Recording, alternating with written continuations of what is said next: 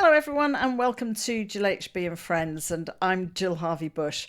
Have you ever come across somebody that you've just known and had a real feel about that you are just going to hit it off, get on so well, and have so much to talk about? Well, that's what's happened with the friend that I'm talking to today. I don't know Louise. I only met her via her Instagram account. And I just knew from what she was posting and how she was commenting on what I was posting that we were going to get on really, really well. Looking at her Instagram account, I just knew there was a lot more. There was a million questions I wanted to ask her about her account. And the only way I thought I'm going to do this is to ask her to do a podcast. So I reached out and said, would she be up for doing a podcast with me? And she came back and said, what's one of those thingies? So she's about to find out, of course. And I'm really pleased that she agreed to do this. And I'm sure we're going to have a huge amount to talk about with regards to gardening and pests and all sorts. Anyway, I hope you enjoy the podcast. Lou, thanks for joining me. As I said, in the introduction, I only really have met you on Instagram. So lovely to see Yeah, you as we're on Zoom. And there's just lovely so to see many you. questions I wanted to keep asking you on Instagram, like, how did you do this? And how did you get here? And where did you live before? So, because your Instagram account Uh, is just amazing. It's just right for me. It's natural. It's not all Thank you. this acting and leaping out and doing short sketches. It's what I call real life. And in this It day really and is. age, oh God, it's lovely to You get the see. good, the bad, and the ugly. Yes. Same And most of it's here. ugly. No, Most of it's it's ugly. amazing. Absolutely amazing. So if anybody Thank you. first up wants to follow you, your Instagram account is Lulu's Allotment, isn't it? Is there a hyphen in That's there right. or Yeah. You're asking me. I'm gonna have to have a look. no, it's Hang the on a same as second. me. I always have to go, It's yeah. It's Lulu. Lous underscore allotment. yeah. And well worth watching because it's like watching, it's better than a soap opera. It's Thank you. really, really reality TV. So from what I can gather, you've moved to the southwest, so you're a bit further on down from me. hmm What brought you down here? Was it Well, I'm work or just Cornish. right? No, So coming I was home. born. Yeah, we've come home. I was born in Newquay in Cornwall, Okay. and my husband Matthew was born in Plymouth in Devon, and he was in the RAF. And we met when we were 18 years old. Wow. He proposed after 2 months. Wow. We got married after another 6 months, by which time both of us had had a birthday. So we were both 19 by the time we got married, but it all happened within the year of 1992. So we met on Valentine's Day in February 1992, and we were married on the 17th of October 1992. And I bet everybody said, "Oh, it'll never last." Oh, they did, yeah. And there were so many people who actually apparently there was they were taking bets on whether I was pregnant or not. And I wasn't. Not. I wasn't.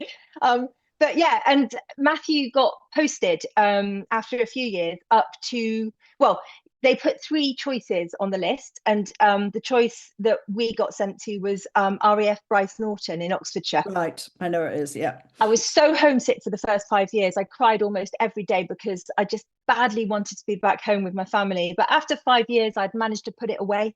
Yeah. You pack it in a box, you go, okay, I've got to get over it.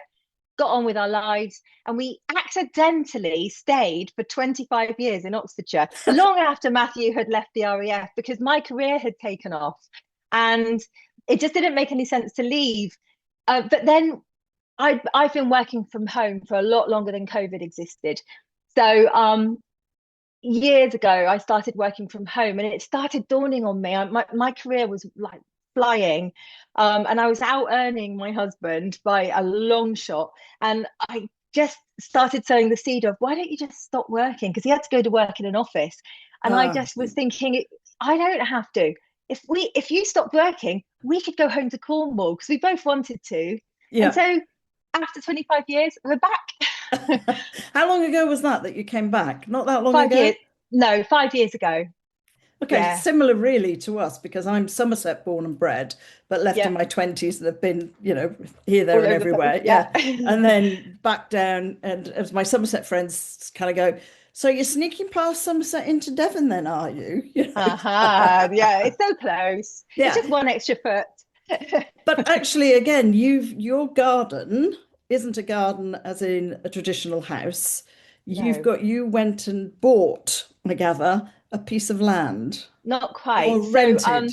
Yeah, so in Oxfordshire we had two allotments Okay. and a back garden, and my back garden was for mostly flowers. And now looking back, I don't know why I didn't make it a vegetable garden. I was kind of being more traditional, and it never occurred to me to put vegetables in my garden. So I had these two allotments. Then that decision to move back home was fraught with panic because how do you move two allotments? Mm, Luckily, my brother lives very close to Newquay still, and he has this enormous back garden.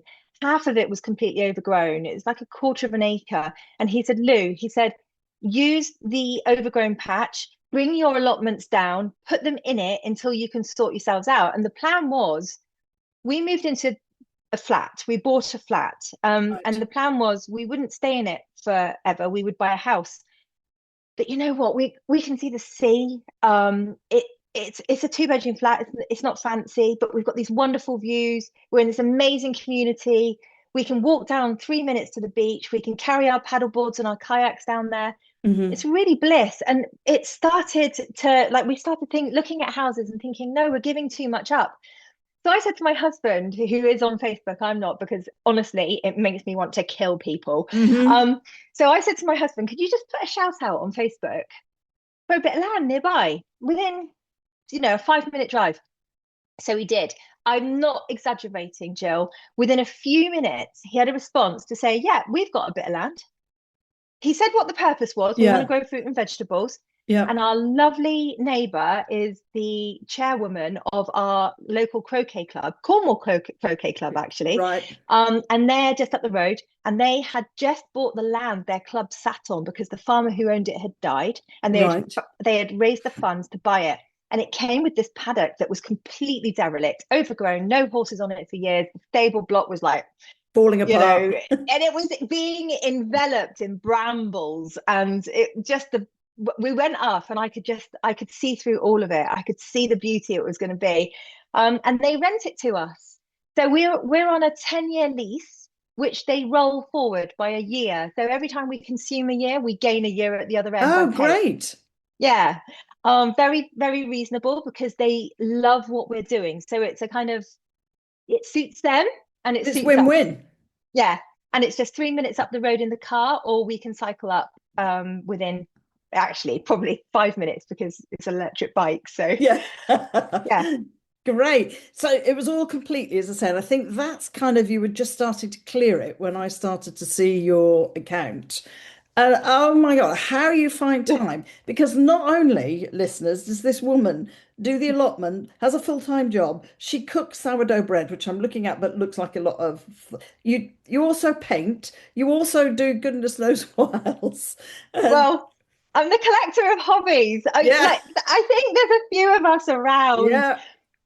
I I I can't. My brain's too busy. I can't sit still. I My idea of going on holiday and lying on a sunbed is absolute hell. Yeah, me Can't too. stand the thought of it. If we're going on holiday, we're going to be sightseeing, we're going to be experiencing what the local place has to offer. I want to come away and I want to know. So yeah, and I see a thing. Oh, I tell you what, as well.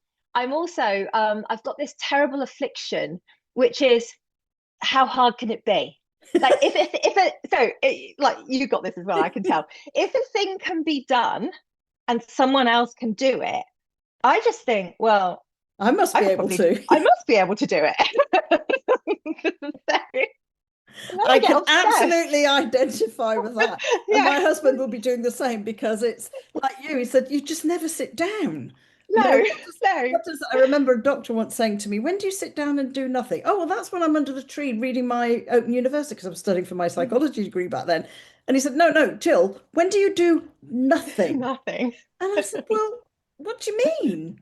What do you mean? Define nothing for me. Yeah, Because if I do yeah. nothing, then ideas go off in all directions and Oh, I'm off. I don't know about you. I'm That's the making problem with lists. Instagram. Yes, I'm making an endless list of, and I think I Yeah. commented, I saw the heritage crafts that I missed in Bovey Tracy.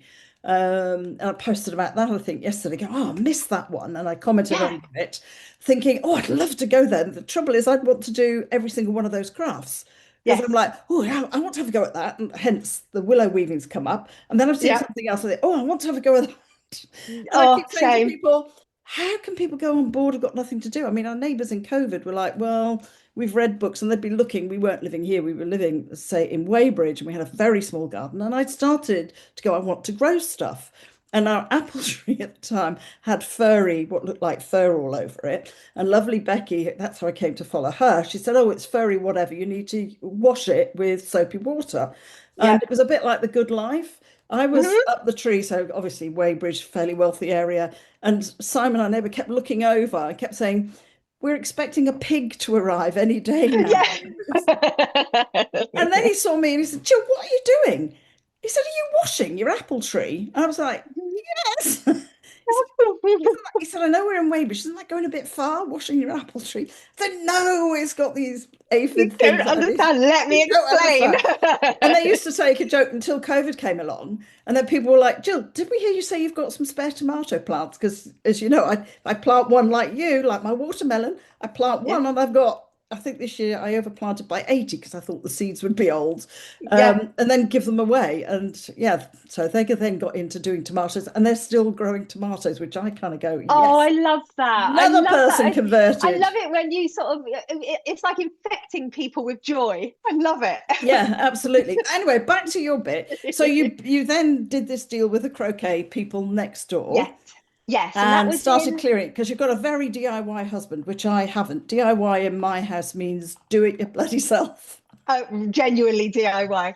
Well, so he's so lovely. So he doesn't work, because I convinced him to stop working, but he's Hmm. not retired. So there is a Hmm. distinct difference. Absolutely. Um, so he keeps himself busy, but what he does for me is at the start of most days, if he knows he's going to have maybe 2 hours at the paddock, we call it the paddock because it was a paddock and it has a Hmm. stable on it that we're using as a shed, but genuinely it's a kitchen garden, but its name is the paddock.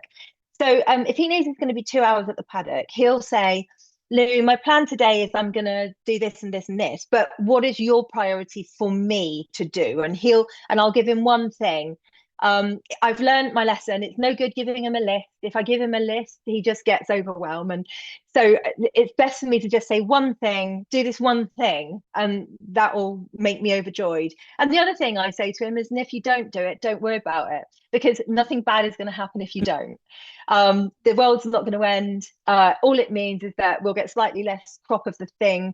And sometimes he builds me the lovely bed or does the thing I want him to. And then I don't get around to actually continuing on with the process of making that thing useful. And we're both completely at one with that, that there's no pressure on us. This is the thing we do for joy. And so Hmm. I think it's really important not to send him off and say do this thing for me or else, because that's not true. Nothing bad will happen. No. And we're holding on and working quite hard to make sure that this stays a joyful place that is for peace and for well-being and for spreading the love to our croquet neighbours and our friends and our family. So that's the way we approach it. But if anyone listening to this does go and have a look at my Instagram and goes back to January last year, there's some videos of how the plot looked when we took it on. Mm. I'm not exaggerating. It was over waist high, much more than waist high in brambles in some points. And I do remember looking at it and thinking, how the hell am I going to get rid of those brambles? We're very lucky because on our site, we've got some wonderful landscapers and they've become great friends and they've got fantastic equipment. So we got him to go and just mow everything down with his mega mower, which just tore through the brambles. But we still had to rake it all up. We still had to get rid of it, and we still then needed to stay on top of it ourselves. My mastermind plan, which actually worked out, was the very worst part of the plot. We put the chicken run on it, and I remember trepidation and thinking, what if the chickens don't defeat the brambles? What if they don't? What if those brambles come up through the run and it's horrendous, and then Mm. suddenly we're faced with having to bring this run down? But you know what? ain't nothing a match for chickens. Wow. I follow goat grazers. Have you seen? There's the I goat haven't. grazers. Oh, Oh, I'm making oh, notes. you'd love the goat grazers. Basically, I mean, from what you were saying, they have a herd of goats and they Hmm. just bring the goats in, and within a few days, I mean, brambles like you're on the whole side of a Yeah, hill or in a field, the goats just gone. munch the way through, gone.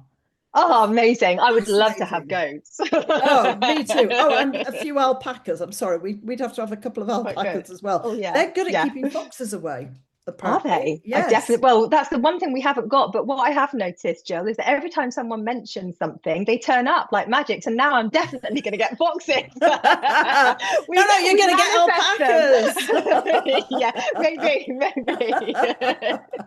So And yeah, you they're really started good there. I mean, fertilizer. yeah, absolutely. I mean, So, alpacas, that's the other reason, as you say, you can use the fertilizer straight away. yeah, like rabbits. Fantastic. Yeah. Well, no, So yeah, you so can keep your rabbits. We'll go into all of these, the challenges.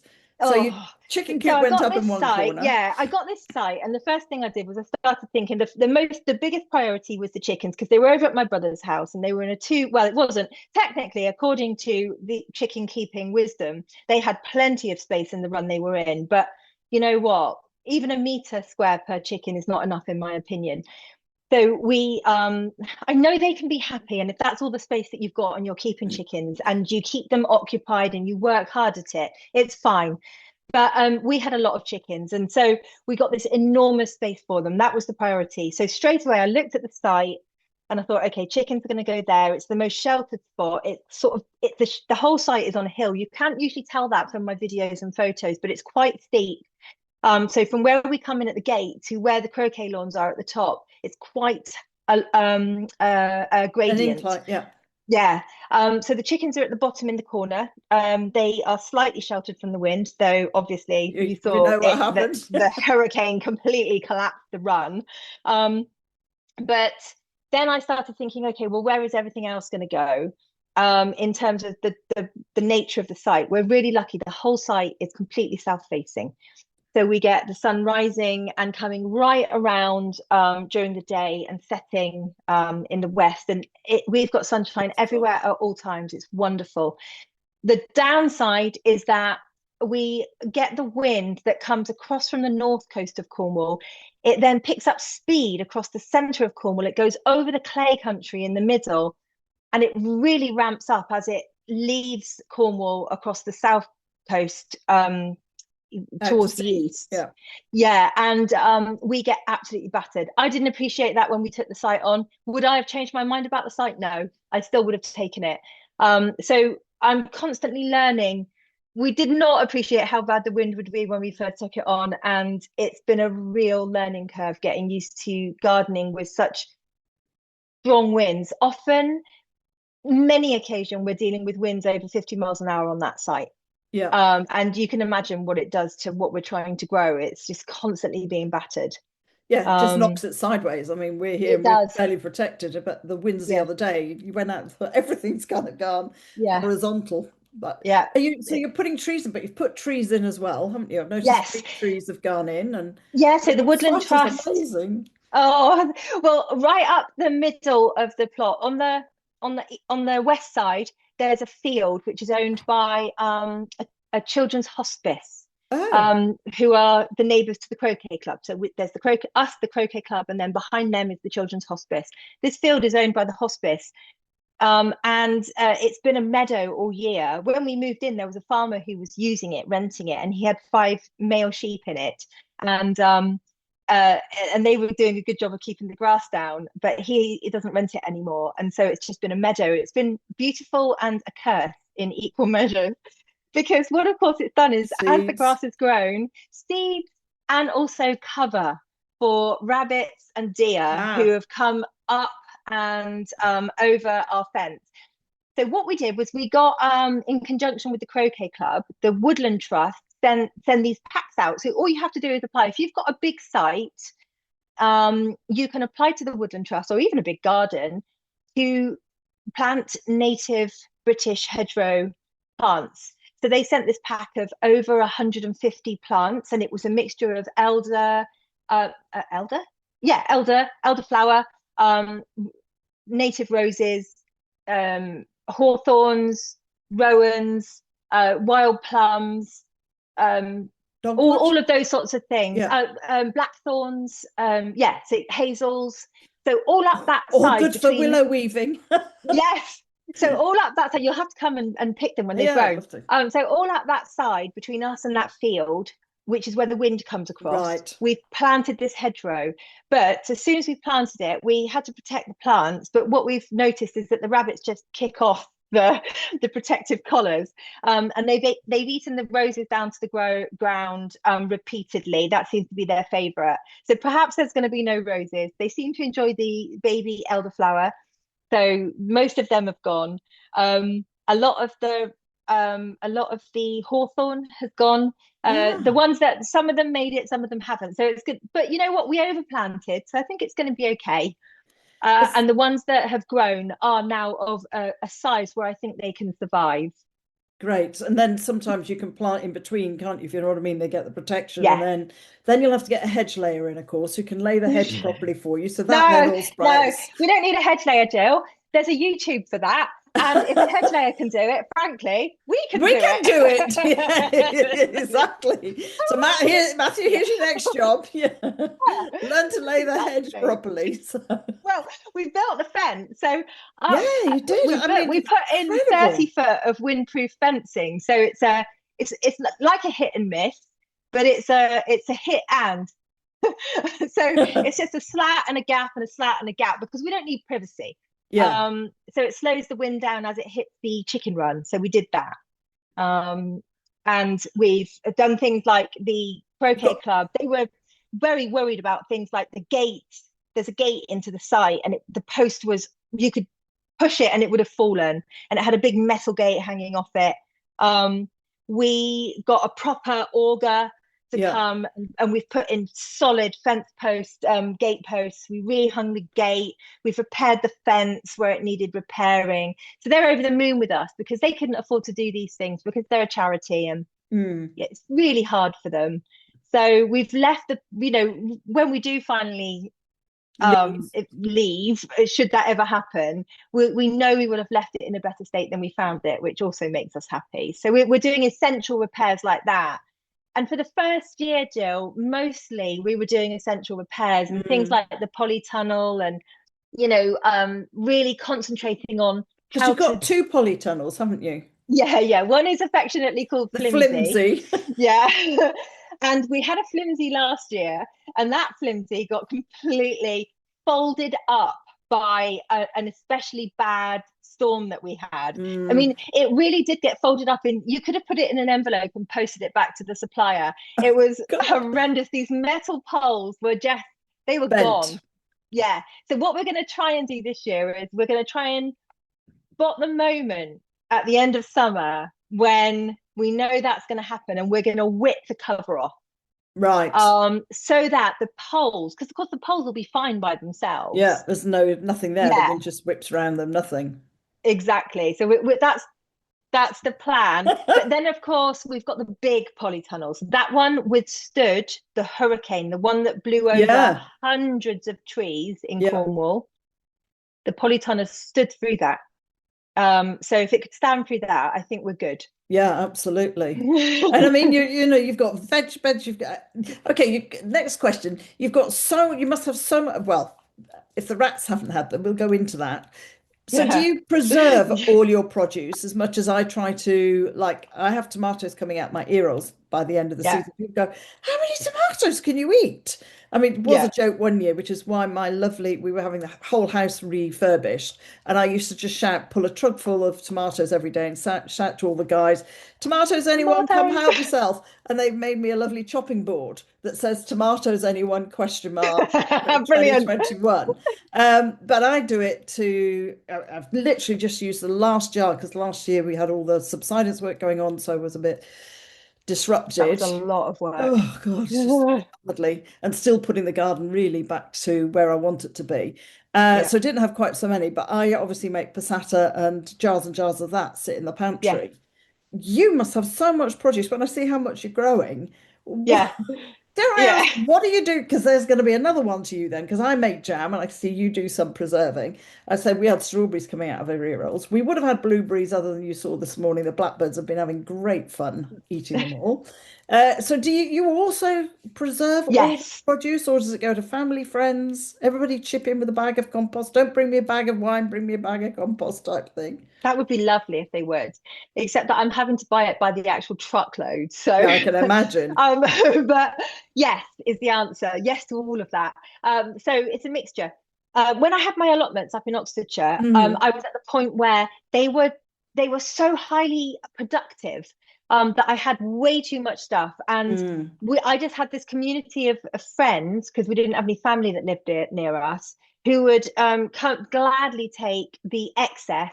But you're right. I would cook, preserve, freeze, jam. I do all of that. I do canning. What I really enjoy doing is canning tomatoes because we use a lot of them through the winter. So it's effectively exactly the same as tin tomatoes. So instead of having to buy tin tomatoes, we can use our own. Tin How tomatoes do aren't you need expensive. you need It's what special like equipment? Do you need equipment for not canning? not really. So I've got a very big a very, very big canning Pan? saucepan Yeah. pan, but you don't need one. Before I bought the specialist equipment, I just used a big stock pot. And then in the Okay. bottom, what I did was I crumpled up tin foil so that the jars didn't hit the bottom of Right. the pan, Yeah. because otherwise they can overheat and explode.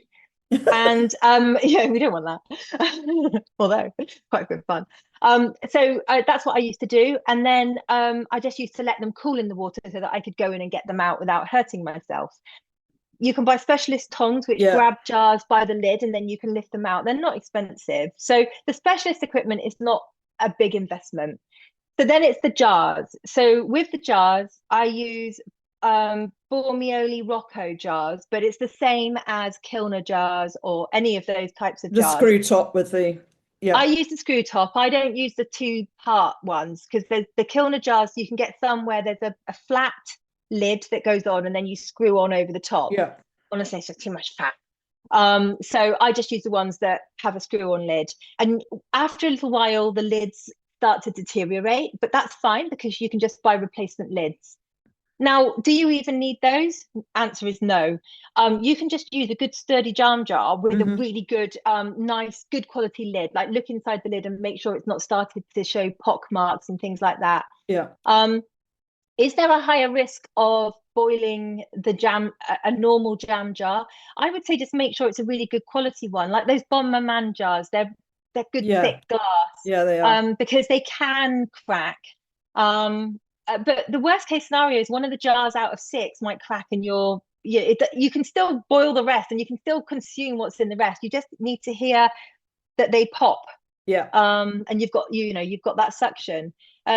And I used to do that before I had specialist equipment, and it's absolutely fine. And it's really good fun, and you're eating your own stuff. That's Nothing wrong with tin exactly it. tomatoes. That's what But I I do. know, yeah, I know no chemicals were used on my tomatoes. Yeah. And it's No, amazing how many people, when I then turn it to a sauce like we did this week, the last one for spag bog, the taste, and when friends come, oh God, this tastes amazing. yeah, Yep, it's all my own tomatoes. That's why it yeah, tastes really good. And very much like you, we like to know what's there. I don't want to be eating loads of pesticides and insecticides, and that's really no, what got me into gardening. And I think as gardeners, it's particularly watching your patch, I think, oh God, thank you. It's not just me and other gardeners as yeah. well. I love There's loads of us, Robichaux isn't and there? yes, and it's such a great community. And it's also about like, okay, this year my peas have failed. So here I go again, round number. We've got to be the most, along with farmers, I think, we've got to be the most optimistic. Some Yeah. might say stupid, as friends say to me, you're stupid. We've got to be the Yeah. most optimistic people on the planet. Hmm. Because what works one year doesn't work the next. And then we've got So too much sun, too much rain. I can't plant it because it's too wet. Now it's too dry. Obviously, I'm on clay and pebble bed. And you just kind of go, oh God, I know it's just one thing let's after go another. again. And Yes. I say my biggest foe is Mother Nature. And Yeah. I look up at the sky and I just shake my fist at her half the time. She's wonderful and awful in equal measures. Like every step I take and every sort of little bit of progress I make, I feel like she's there to just like knock me down a peg.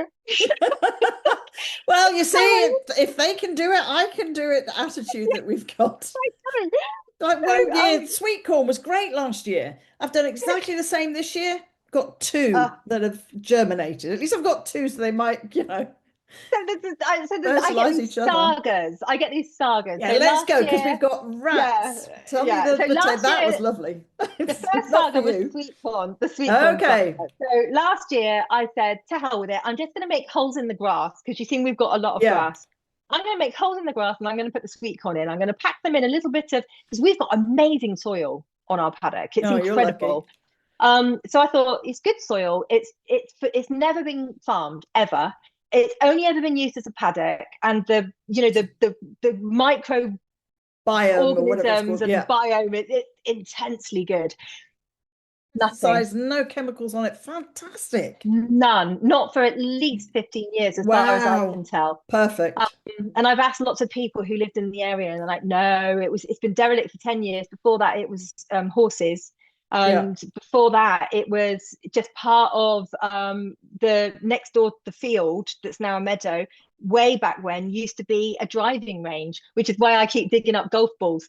So nothing there. So I thought I'm going to put these sweet corn right in the ground. So that's what I did. I'd grown them. They were beautiful, such strong seedlings. They were looking incredible. And then young, healthy plants. In they went. Came back the very next day to the floor. To the floor. That was deer.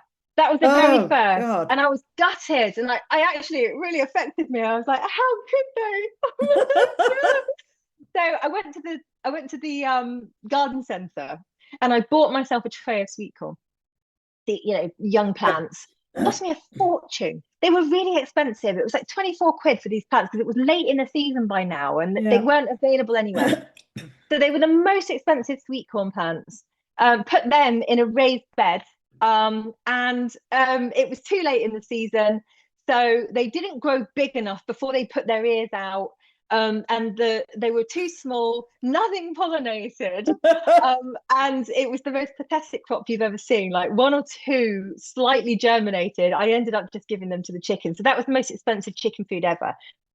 And then this year, as you saw, I love growing potatoes, and last year's crop was really, really good. We put them straight into the ground. They got a bit overgrown, but it was fine.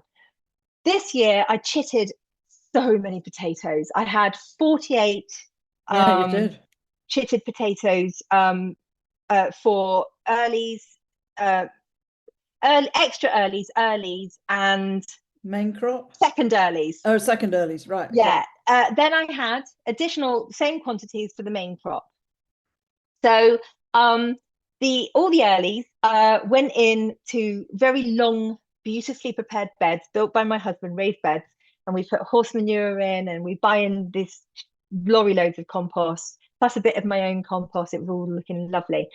Planted this beautiful row of potatoes, and they looked smashing. amazing. They did. Yeah, it was perfection. I couldn't wait. And then we came back. Oh, in fact, my husband went back about 2 days later, and he sent me a video, and he said, "No," he said, "two of your potatoes have gone."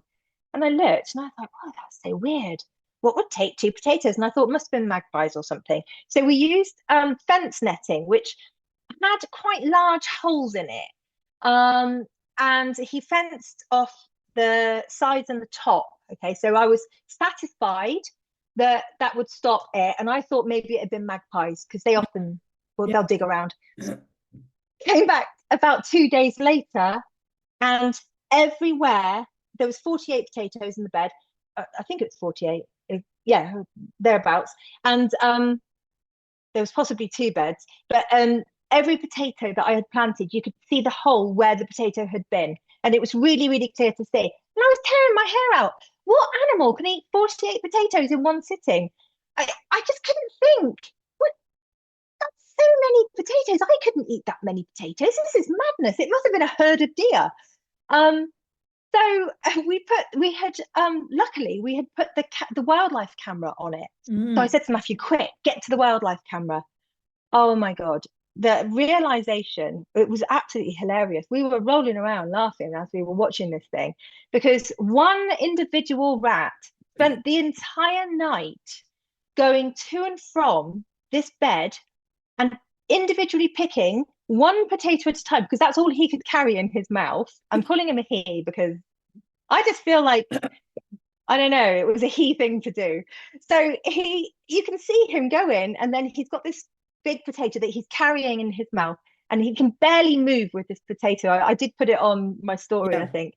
And he's disappearing off the camera view with each potato. And he does that with every single potato. Well, a few days later, we had this mound of where we had been lifting turfs to make new beds. We had just been piling them up in one place. And I knew that this rat must have stored these potatoes somewhere. I was like, where has this rat put these potatoes? Anyway, I saw a hole, a very neat hole in this mound. I was like, oh, I wonder. So I started digging. And as I started digging, I started pulling Potato. out potatoes. Oh my God, Jill, this rat must have been in heaven. And I kind of, it needs a children's book because he was in the center of this mound, surrounded by his hoard of potatoes, each one with a little nibble out of it. And then right in the center of all of that, he had built himself the most beautiful little nest of by pulling things from around the plot in. And you know, it all gets woven in. Oh, he They're was in heaven beautiful. for you. He was like, oh, Well, thank you. All this yeah, I can stuff. imagine him in there lying on his back, going, "Oh, I'll have a sleep," and then waking up and going, Oh, "Oh, have a potato. breakfast." Nom, nom, nom. so, so yeah. So then, what we realised we had to net it better. So we moved. I replanted all of those ones in raised beds So and did you in cover up the sacks. hole and kind of implode the hole?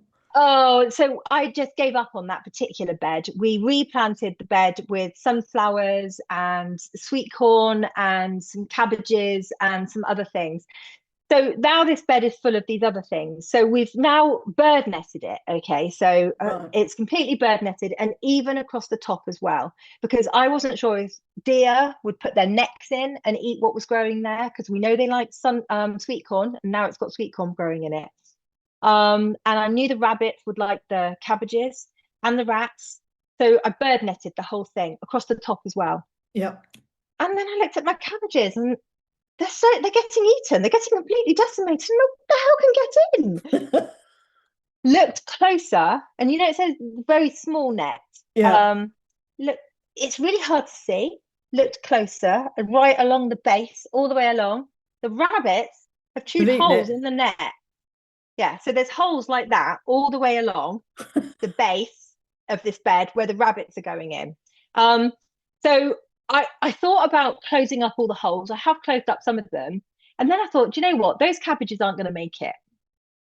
And while they're concentrating on eating the cabbages, They'll leave they're everything leaving else everything alone. else alone. So this is where I get to with these critters. I just think, okay, right, fine. If we're going to have to share, I need to think about this. Well, this is So, why I end up over planting too many seeds because yeah, I got my gardening, I think, from my grandfather. He used to look after a huge garden called Mrs. so, Patterson's garden, and I used to go and help him with my oh, sisters.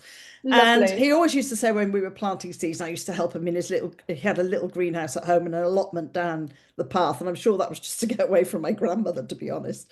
And he always used to say, so plant some for you, plant Hmm. some for the insects that will Hmm. have it, and plant some Yeah, for the birds. So I'm I always love going, that. okay, I've got to plant some for me and plant some that won't germinate. He said, you've got to allow Yeah, for that. And I remember, yeah. and I like to say, no, come on, maid, that's not enough. You've got to put a few more in. So I put a few more in. He said, so you've got to share. And because of the allotment, so you've got to have, as you say, some that won't germinate, some that will germinate, some for the birds and some for the Some insects for that the are going to come insects. to it.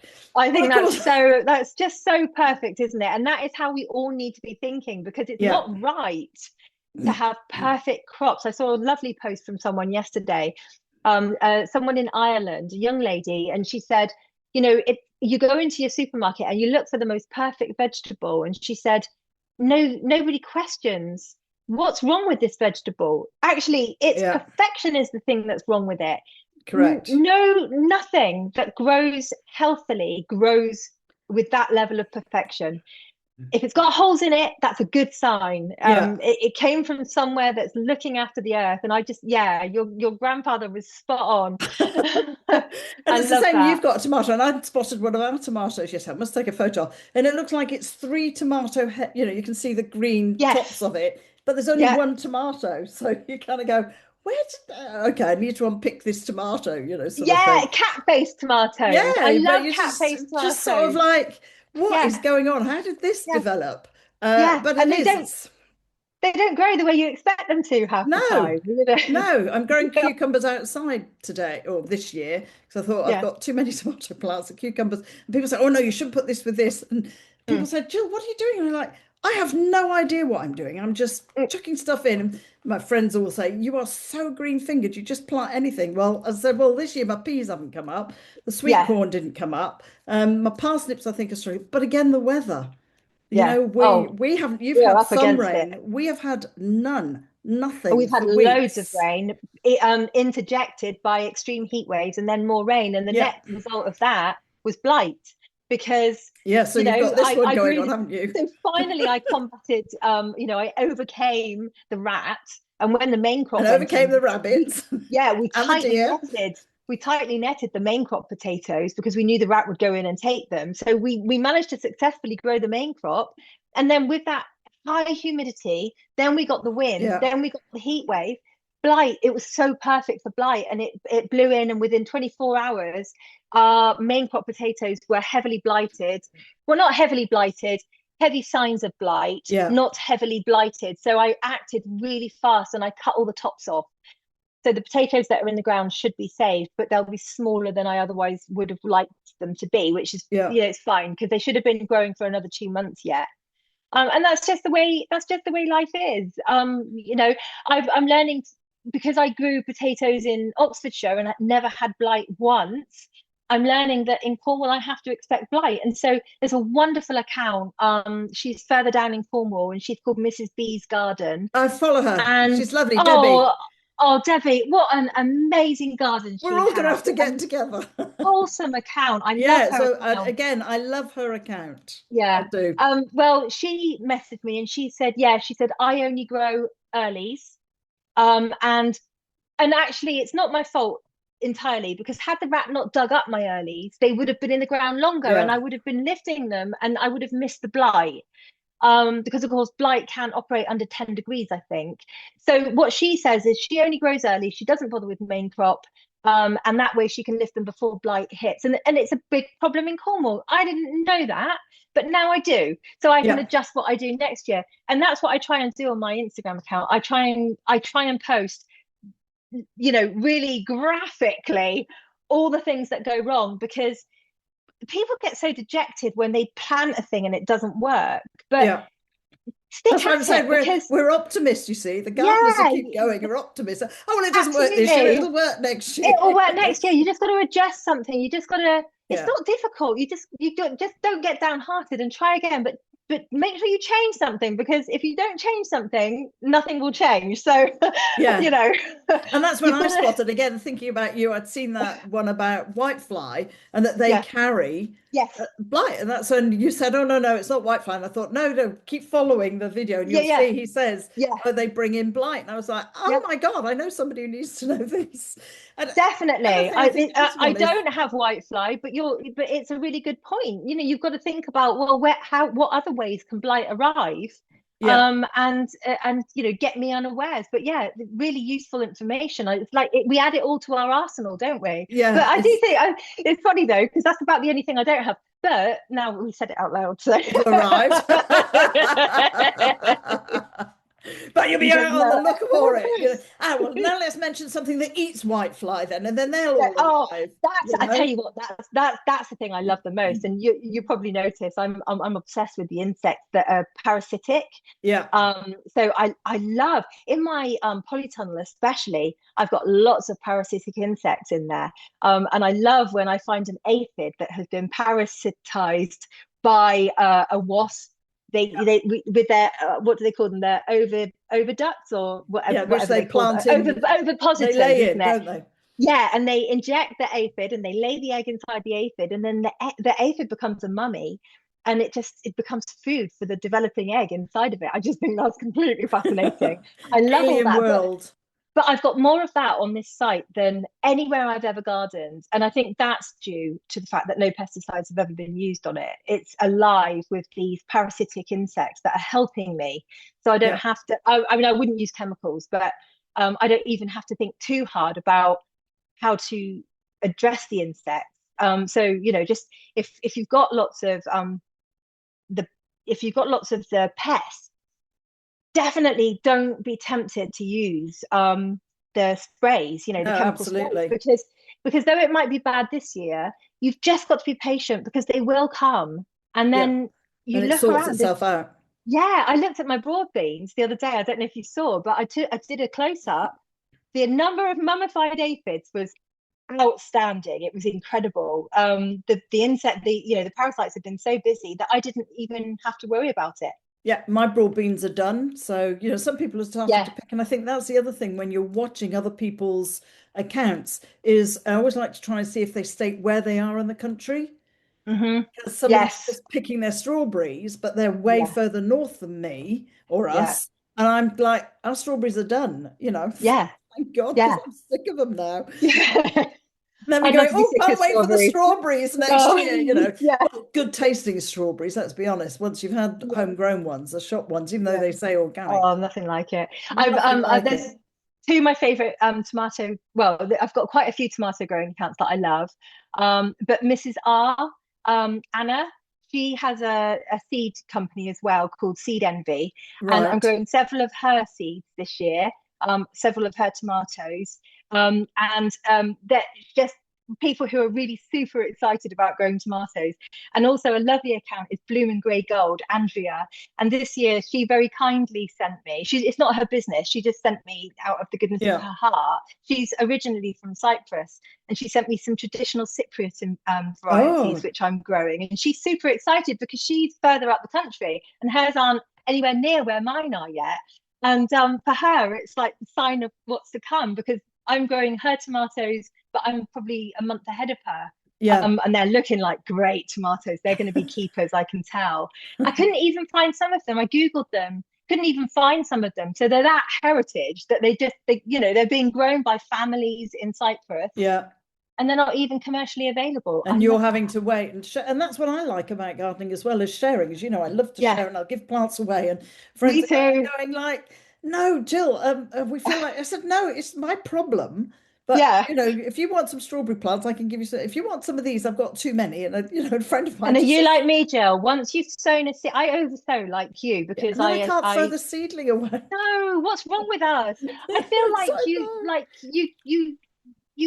I look at the seedling and I think, you dear little thing, you know, you put all this energy into having life, and I can't stop you. So I'm desperate to find people to give them away to. It's ridiculous. I have got better at just throwing them on the heap, but I threw some. I just planted some of the. I didn't plant all the watermelon ones because they were just coming up all over the place. Yeah, that's it's way too late this year. But I was just like, okay, let's see if we can grow them for next year. That's what I do. I wonder if I can grow those. I've given away so many lemon trees because I wonder if I can grow those. Date palms. Oh, I wonder if I can grow from my dates. And you've got the most magnificent apricot in your garden, haven't you? Yes. I'm so jealous. I grew one. I've got one apricot tree in my polytunnel. It's a self-pollinating one, and it's a patio variety. And this year I got one apricot on it. But you know what? The wind took ours this year. I'll never forget the way that apricot tasted.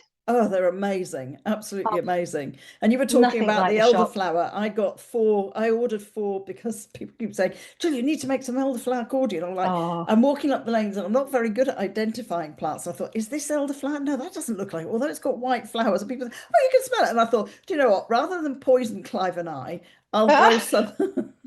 I'll grow some in the garden. So I ordered 4 plants from the Woodland Trust. I don't know if you saw this is a couple of years ago now, so probably didn't see. And I was expecting kind of at least 6-inch, well, you know, sort of 10, 15 centimeter plants. No, 4. When I opened the big box, there were 4 tiny little plants. Yeah, you have to wait a while. Oh, they're quite big now. And I got blossoms, okay, 4 years. It was like, ah, yeah, these are really Uh-huh. small. But at least I know Yeah. I'm not going to poison Clive and I by picking them. I'll know they're definitely And as elderflowers. soon as you know they're elderflower, and you're, because you walk a lot, don't you? I see Yeah, I your, do. I your walk a walks lot. and your Yeah. rambles. Once you go out on a ramble And and you now I know see what them they are, everywhere. they'll be everywhere, and you'll be Yeah. making I've seen so much pink ones elderflower now. And cordial. yeah, I'm I've growing a seen them. pink one. Yeah, you are. Yeah. My mum is a big forager. And she makes jam and she sells it at her garden gate. So there's no point in me Wow. making jam because she makes so much of it. Yeah. And she also makes the elderflower cordial. So we pick the elderflowers and we take them over to her and she makes the cordial. She also picks a lot by herself as well. Um, she keeps us in elderflower cordial for the whole year. So Wow. it's a big endeavor so that we'll have enough to see us through to next year. But isn't it lovely when you can do that whole cycle? You grow, you have enough on your Yeah. shelf, and then think, and then I've got all the empty jam jars now sitting at the top, of Yeah. course, ready for the next load Yeah. of tomatoes. I've used some for the strawberry jam, strawberry and vanilla jam, and people who've had Yeah. it said, "Jill, this jam's amazing. What have you got in it? There's something in here." I said, "It's the Yes. vanilla," That extra and that you then can't find in the shops. exactly. Yeah. And then my hairdresser, who's up in Surrey, funny enough, we did a swap last year. So I took her up some jam because she loves strawberry jam. And she said, I've got some plum chutney. We've been out foraging. There's a plum tree just along here. And so we switched. And I've come back with some chutney due to go up next week. And she's like, we've still, and I said, Clive absolutely loved it. He'd been put in the fridge. I said, don't touch it till at least Christmas. Well, of course, he couldn't resist. So he'd opened it, and I said, because it gets better the older Yeah. the chutney is. And Yeah. Dawn said, I've still got some chutney, so we'll get a couple of jars out from last year's chutney for you to take back. And I said, well, I've now done the strawberries, so I'll bring you up jam. And it's a That's what it joy. should be like, isn't it? Exactly. That's what it should be like, and we've lost that. Yeah. That sort of trading as well. It makes it such a wholesome thing, and it also means that when someone is particularly good at something, you can sort of profit from their endeavors, and they can profit from what you're good at. And you were asking about what we do with all the produce. The other thing that we do, because we've got 19 chickens, one cockerel and 18 hens. Yeah, So we your come back eggs. most yeah. Oh, I love the cockerels. This is so lovely. He's called Luigi and he's the best addition to our flock that we've made. But anyway, we come back most days with about, on average through the summer, about 12 eggs a day. Obviously that falls off in the winter and we're lucky if we Yeah. get 5. But across the summer, it's far too many eggs for us to consume. And we were giving them away and we're still giving them away. But what Matthew did was he made a little shelf to go Yes. downstairs out of our garage. Ah, And we just sent a broadcast out to all our friends and neighbours and said, look, it's too hard work on us to keep reaching out to each of you to see if you need any eggs. So what we're going to do is we're going to put them on this little shelf. And there's a little honesty box. And if you feel like putting a couple of quid in there, that will help us yeah. towards feeding them because they do eat so much. But honestly, if they don't put any money in, that's fine as well.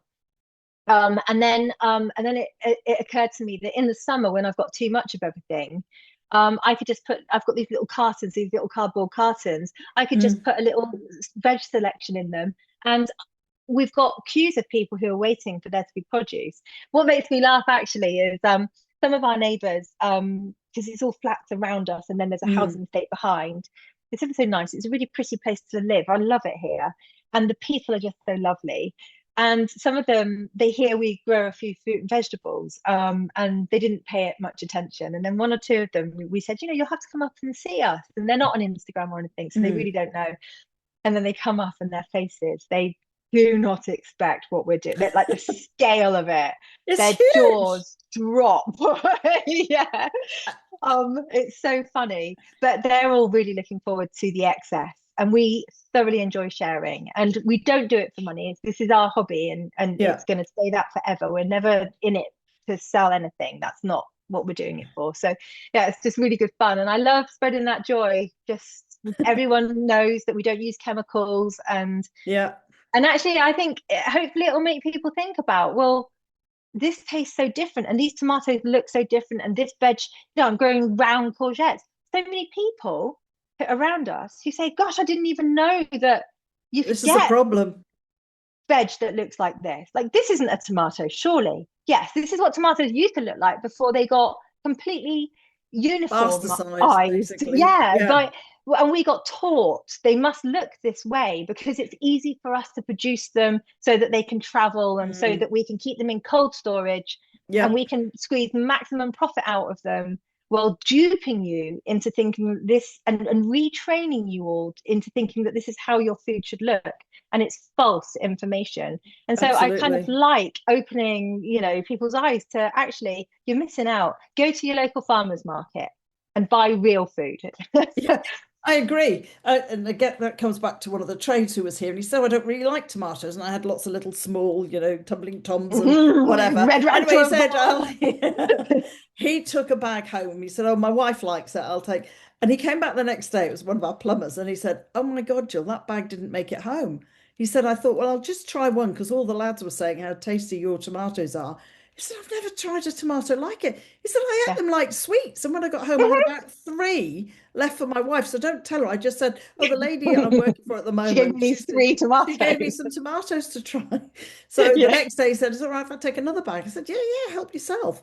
And that's the reaction, isn't it? Yeah. Where they kind of It's go, lovely. oh my God, this tastes amazing. Yeah. So Yeah. different. So Purple carrots, white carrots, yes. orange beetroot, funny shaped tomatoes, round courgettes, yellow courgettes, Yeah. white courgettes, orange, just the mix of stuff that we can grow is incredible, isn't Yeah, it? absolutely. And I'm growing, of course, with my son being a Red Bull engineer, I'm growing Red Bull Brussels sprouts. And I'm getting very excited because I can just see the tiny little Oh, sprouts. I was late brilliant. last year and our Yeah. sprouts by Christmas were like mini versions, My But they're already coming through now. So I'm like, yes, I've got two oh, different sorts.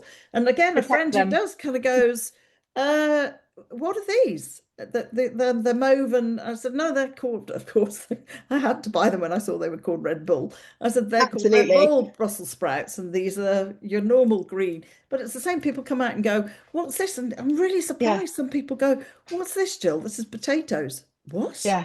And I'm Yeah. talking adults who go, Yes. that's what Yeah. potatoes look like. Because Yes. why should they know? Because No, the they're not into supermarkets have gardening. been doing Yeah. this to us since probably the late 60s has been the sort of rot Yeah. of squeezing more and more and more profit out of this, effectively dead veg, really. Yeah. So yeah, generationally, we've forgotten what it should be like. But like you, I think if we all look back far enough, we've got a distant memory of a grandparent who grew veg because of course they had to after the war because food was still being rationed. Yeah. And it made the most sense to keep growing it yourself. And Yeah, my yeah, but grandfather fed sadly, all the whole family, just him yeah, and his grandmother, then my aunt and her family, my uncle and his family, my yeah, mum and us three. My dad died when I was young. And yeah, you kind of go, yeah, that was, and he used to love being down the allotment. As another friend that I did a podcast with, he said, yeah, he has an allotment. And he said, I first bought it, lovely Chris, and he said, he does about public speaking, and we were talking about allotments. And he said, yeah, I went down to the allotment and I took my 15 courgette plants down. And he said, the old guy next to me said, how many courgettes? Oh, I've got 15 courgette plants. He went, oh, right. Okay. So, well, do you think that'll be enough? He uh, said, yeah, I think you'll find that's going to be yeah, enough to keep. And Chris said, oh my yeah, gosh.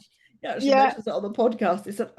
He said, why didn't somebody tell me I only need like two or three plants? So, but that's the whole process. maximum. But as he said, Yes, he'd go to the allotment. He said it might be an hour at the allotment, but I'm only really doing about 20 minutes work because of the people I'm chatting to and getting to yeah. know. And it's such a I miss great that. social, I miss that's that. I that. miss that at the allotment. So that was, it was a blessing and a curse as well because it meant I didn't get as much work done, but I Mm. did love the social aspect of it and learning from other people who'd been doing it a lot longer than me.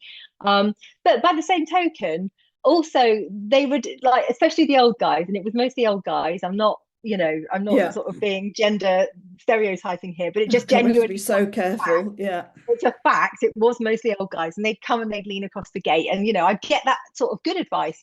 But additionally, I'd Mm. get some quite bad advice, like that won't grow here, that won't, you can't do that, you can't grow melons, you can't do this, you can't do that.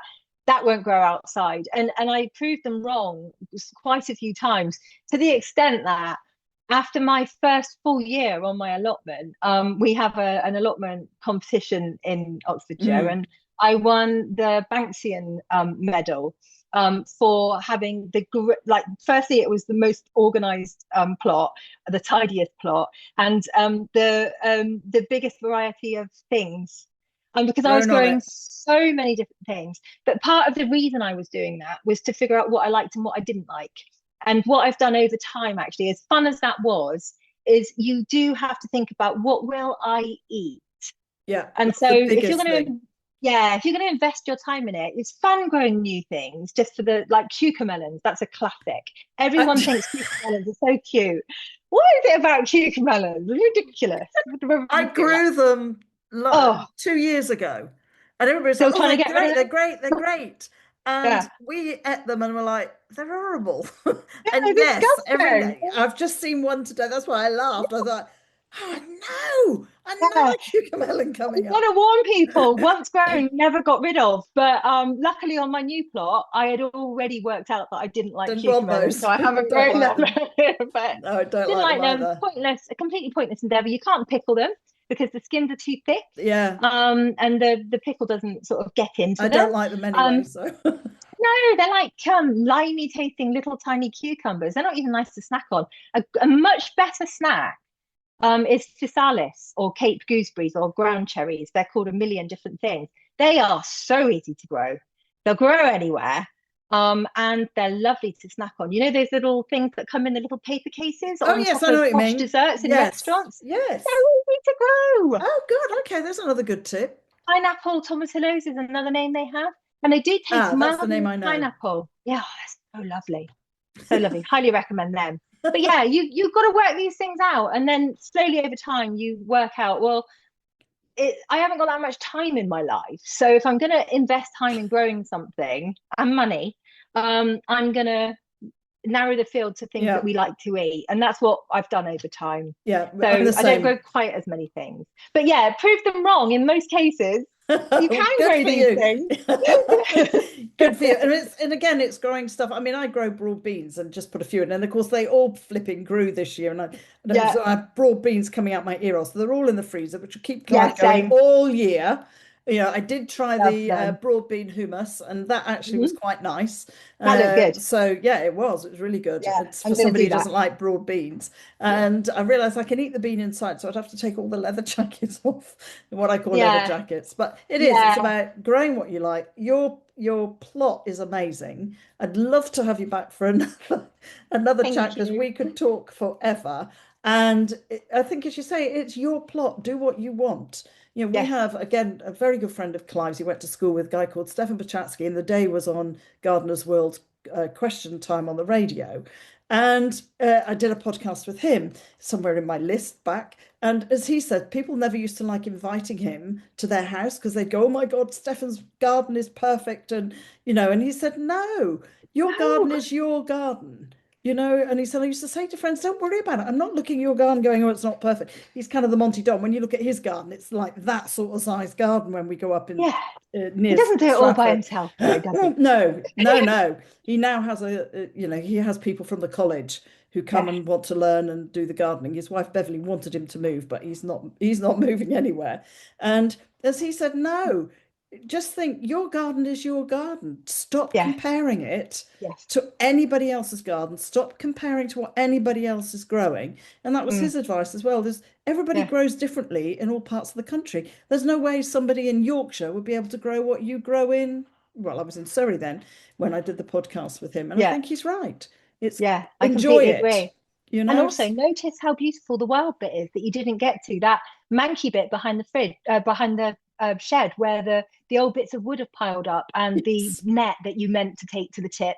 When you start actually clearing it, that day you start clearing it, you start to feel guilty when you find the slow worms or the yeah, toads or the beetles are scurrying away, and that's beautiful too. yeah.